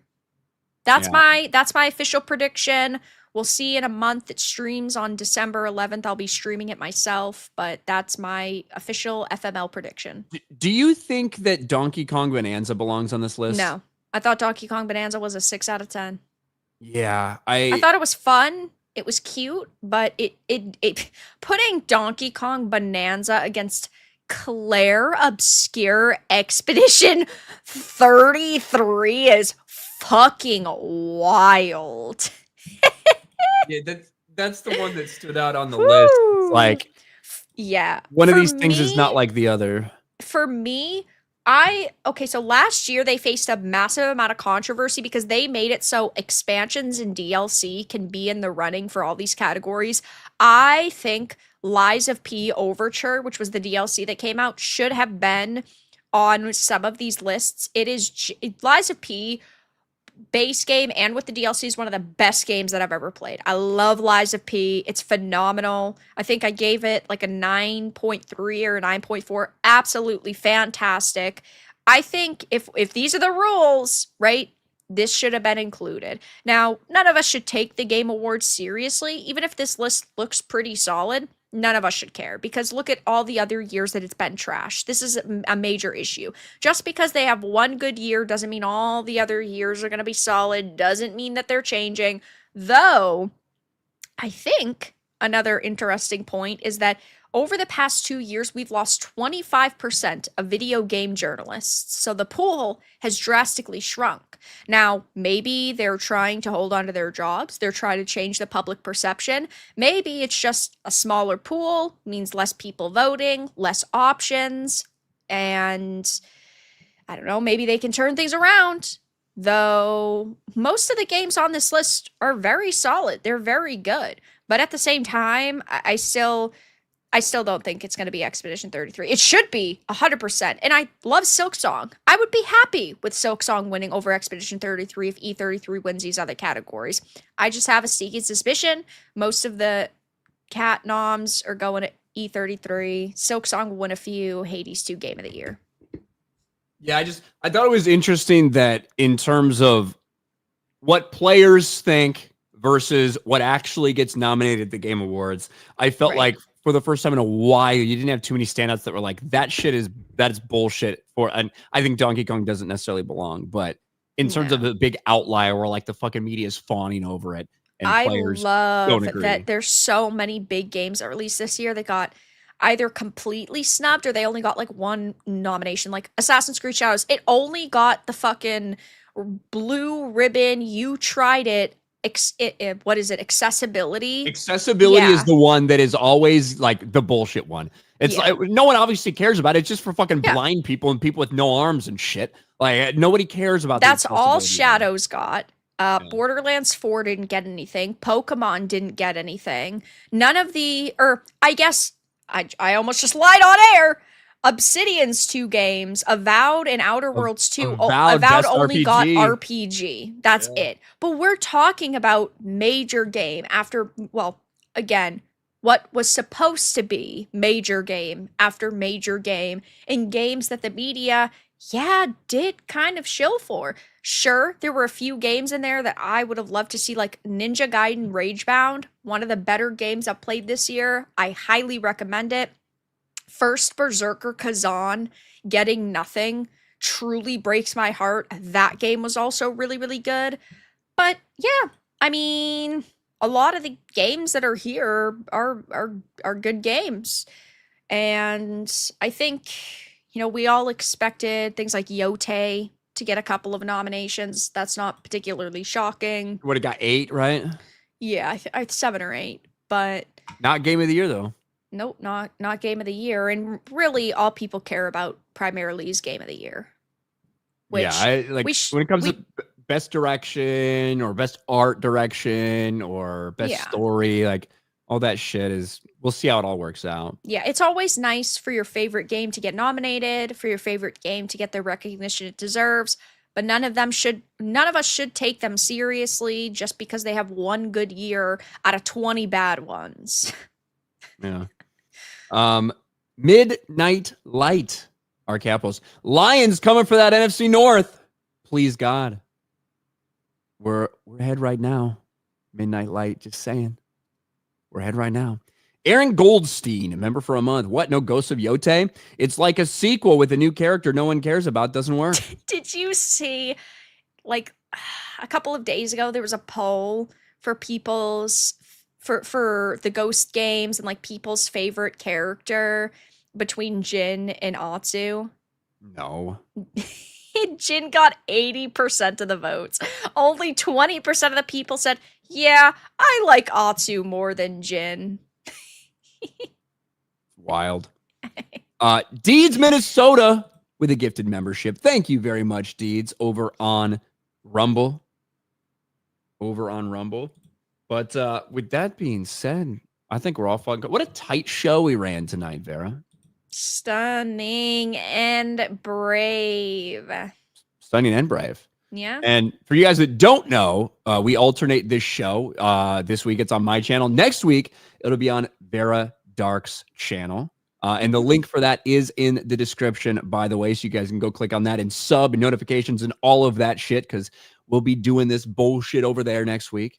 And guys, for Christmas, I don't know which week it's going to be, maybe the week before, maybe the week after, Ryan is going to give me the Christmas present of playing video games on our channels on an FML stream.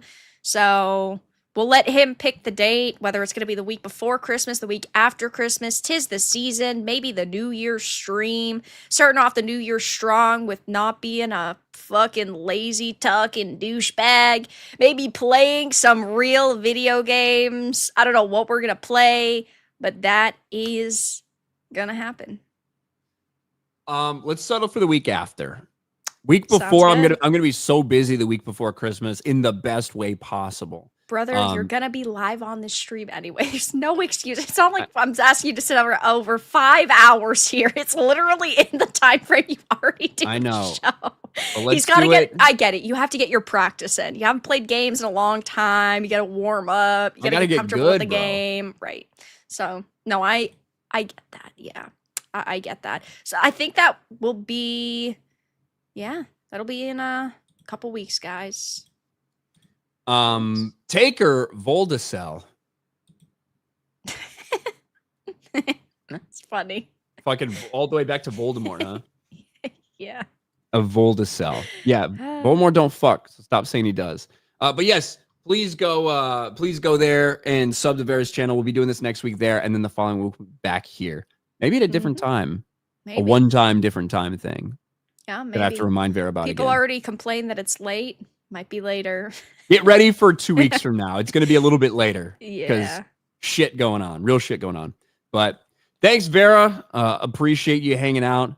And sub to her channel. We'll be back with more Fuck My Life next week. We appreciate you guys. We'll talk to you later. Bye, everyone.